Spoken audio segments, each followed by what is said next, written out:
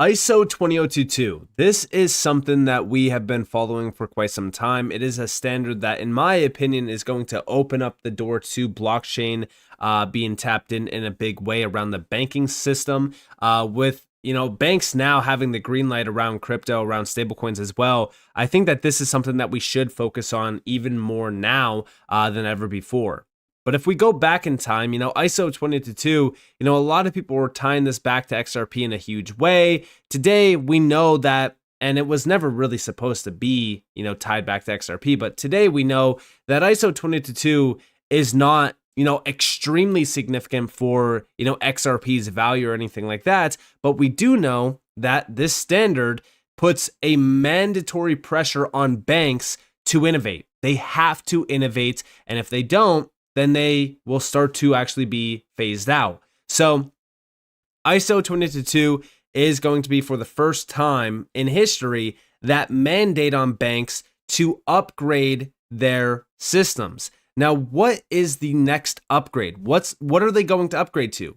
Well, it's going to be DLT Rails blockchain, which is where we start to actually tie it back to XRP. And that's where we start to see the significance of this standard. This is opening the doors to blockchain and DLT adoption in a big way. But we also do have now a forecast on this. Now, this is the adoption around payment instructions that are ISO 20022.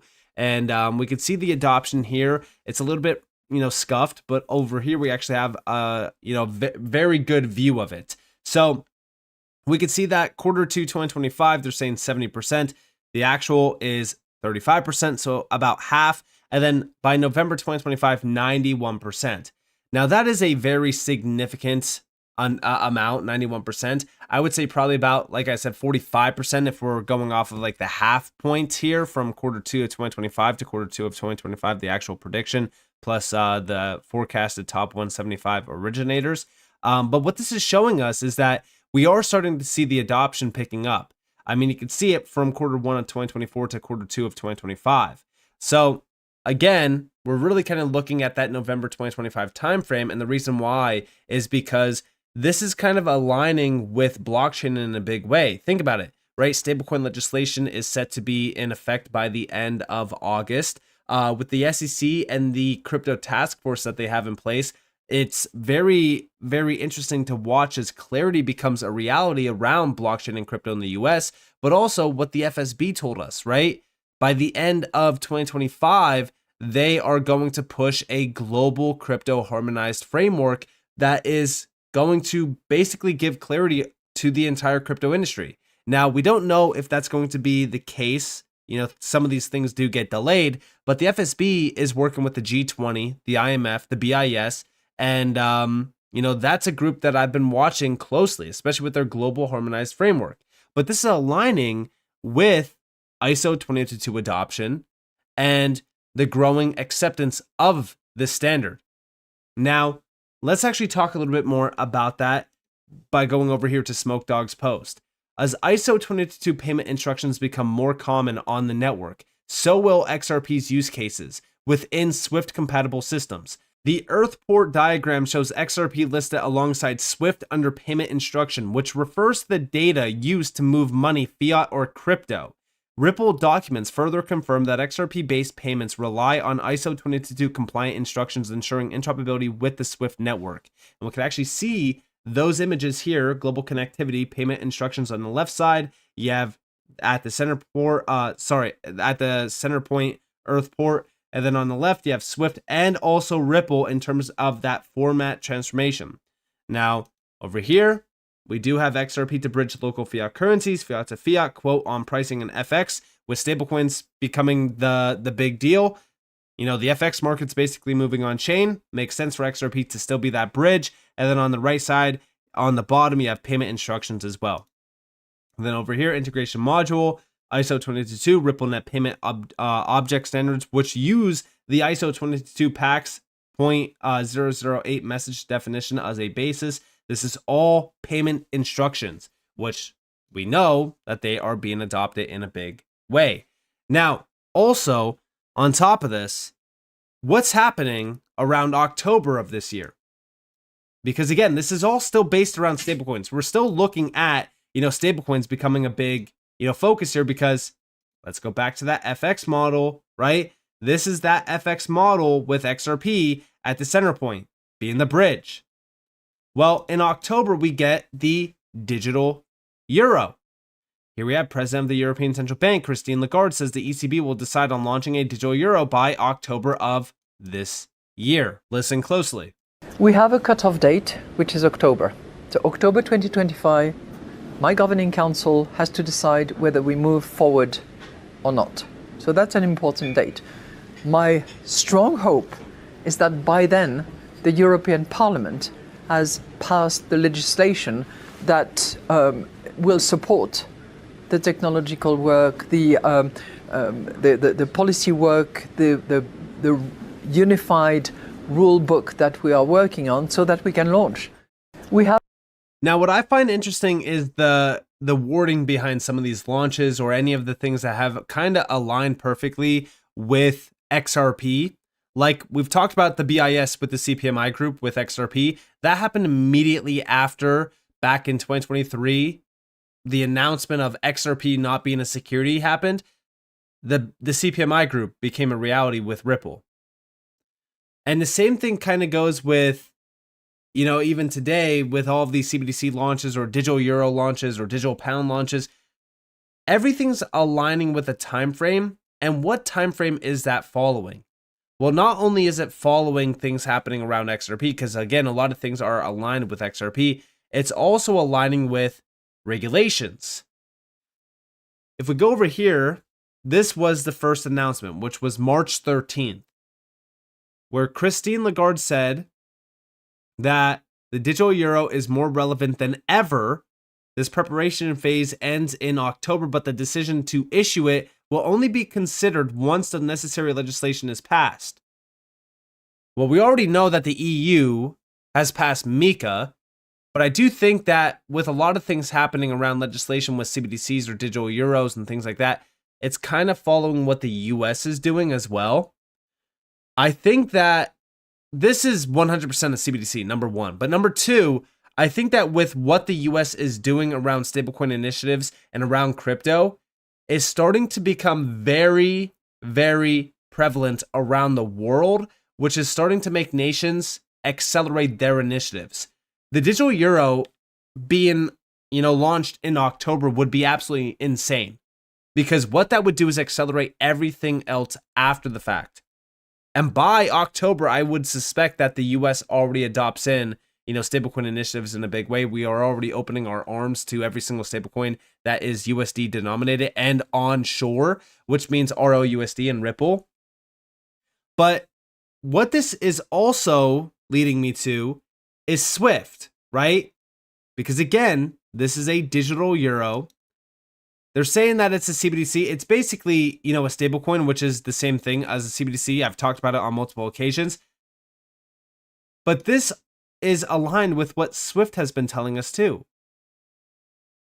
Here we have their hackathon, right? 2025 hackathon.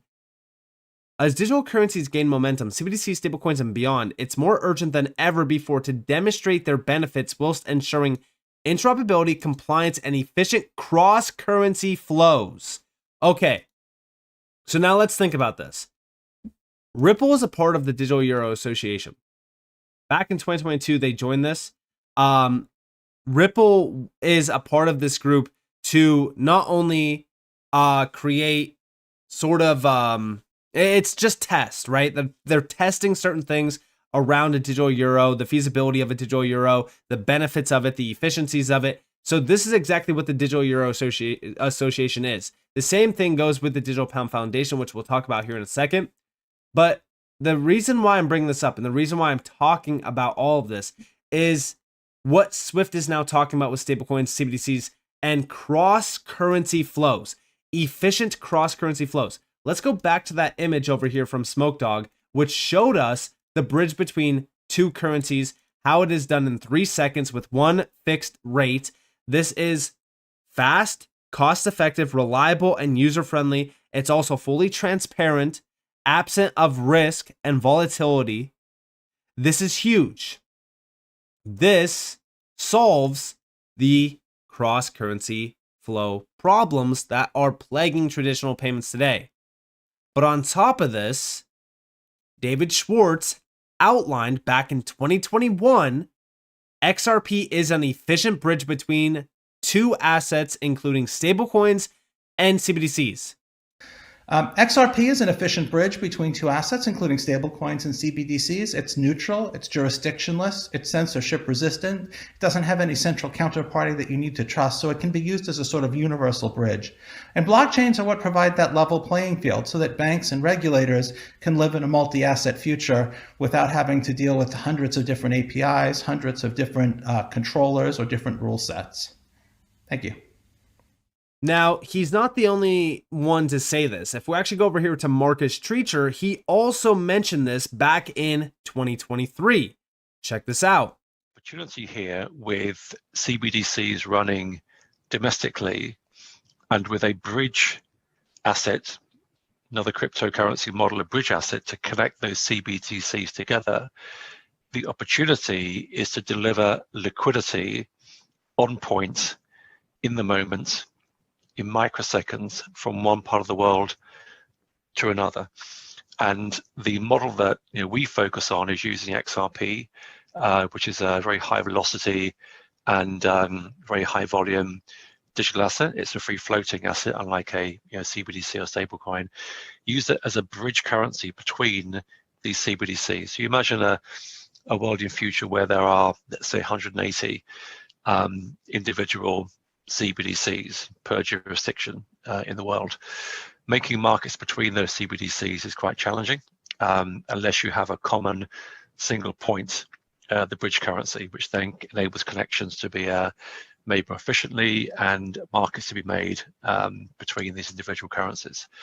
So you put that together with both a bridge currency between those CBDCs and the overriding ledger connection between the blockchains that run those CBDCs, and you are kind of redefining how value is moved cross-border. It's a complete departure. And this is right on par with their, this is the Internet of Value push.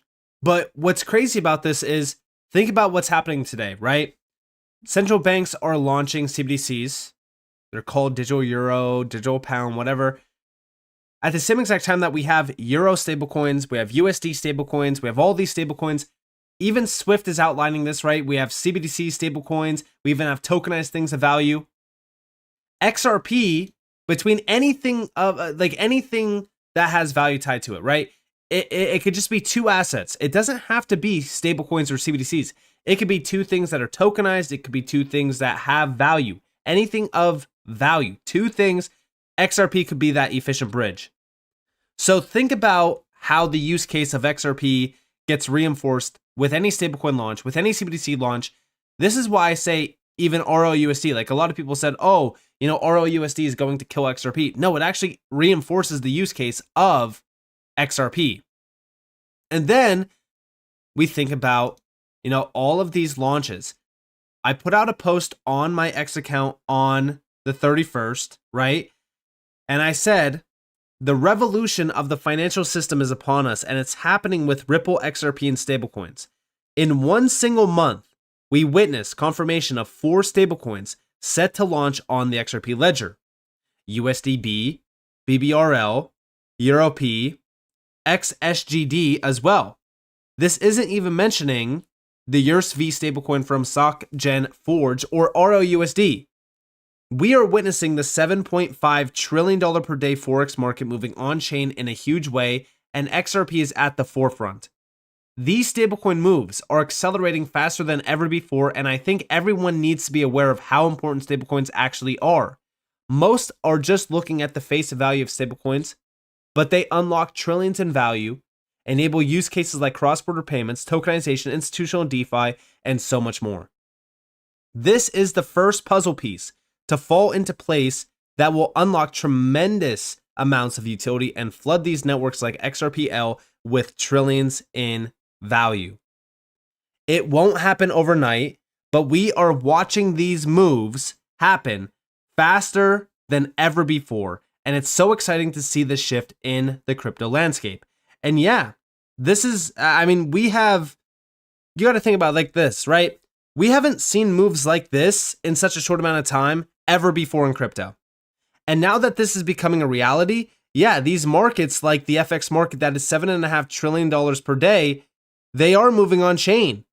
And it is happening all around the XRP ledger. And it's because of the efficiencies that the XRP, ledger has, which is XRP being that extremely efficient bridge currency between anything of value, any two things of value. So that's why I've always highlighted the fact that everything is moving on chain. Central banks are moving on chain. Fiat currencies are moving on chain. Stablecoins are being reinforced by governments like the US. We are watching everything align with ISO 22 rolling out. Banks mandate it to move on chain as well, because even with, the FDIC, the OCC, and the Fed giving the green light to banks, it's aligning with the entire time frame, right? And the time frame of ISO 22 is pretty much by the end of 2025, end of 2026, which by that time we will have global harmonized frameworks for crypto. Stablecoin legislation will already be in place. So everything is aligning. I do think that Ripple and XRP have been chosen. They're the two main ones that are always there at every single major, meeting, conference, you name it. Now, are they the only chosen ones? No. Hedera's also there. Stellar's also there. There's a few players from the space that I have zero doubt about. And, Ripple and XRP are two of those players. Now, outside of all of that, the UK, the digital pound. The digital pound is also becoming a reality. And what's crazy about this is Ripple also had a UK policy summit. They hosted this to discuss how the UK can solidify its position as a global leader in digital assets. With the upcoming regulatory framework, there's a huge opportunity to unlock growth from faster cross-border payments to the tokenization of financial markets. To succeed, we must act with urgency and develop a clear, risk-sensitive approach to regulation. It's time for the UK to lead the way in this fast-evolving sector. Again, what's crazy about this is Ripple is at the center point of anything happening around digital assets, around stablecoins, and around these specific markets like the UK, by the way, which is a huge giant around the FX market. They're always there. Ripple's always there. This is not a coincidence. In my opinion, we are going to see one of the biggest financial revolutions in history. Ripple and XRP will be a big piece of that revolution. And I do think that this is much bigger than what anyone really even knows. So with that being said, if you guys enjoyed this video, if you guys definitely leave a like, subscribe, turn notifications on because more free content. You guys are more than welcome to follow me on Twitter and join the free Discord in the description below. And with that being said, guys, Nick, thanks for watching. Peace out.